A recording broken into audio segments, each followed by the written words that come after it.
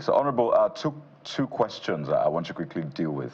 First, you say that these attackers are known, or at least you know where they are. The security operatives are expected to know where they are as well. So speak to us.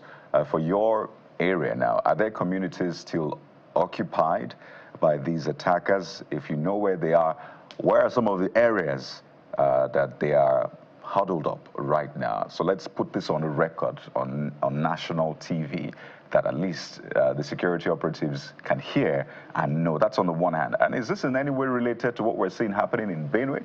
I know there's a whole state in between you, but is there some sort of similarity? Because this happening at the same time is very curious. So those two questions, Honorable. I wouldn't know, start from your last question. I wouldn't know from my point of view. I like to speak empirically. I wouldn't know if this is synchronous to what is happening in other states around. I don't know. I've not studied the situation from that side. But to come to your first question, yes, these locals who lives in this community knows where these attacks have been coming from. When we visit them, for example, they will tell us the directions of which these attacks are coming from. And what we expected from this direction of where these attacks are coming from is that if the direction is pointed at, we will think that the direction needs to be flushed. We will think that the attacks need to be taken care of. The attacks are coming consistently from a direction that the villagers know. What is this direction, Honorable? What is the name of the community and what is the direction specifically now? No, you don't expect me to tell you on the national TV these things. We have been talking to the security agencies about it. Some of the security things are not meant to be mentioned like this. But the security agencies knows where these attacks have been coming from. They know the direction of which these attacks have been coming from. I insist, they know the direction of where these attacks have been coming from.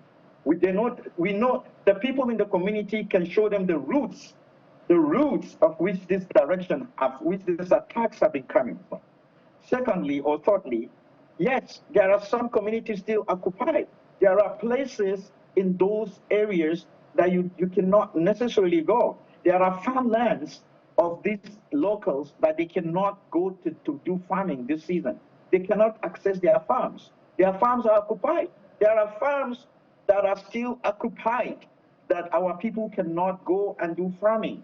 That is land grabbing.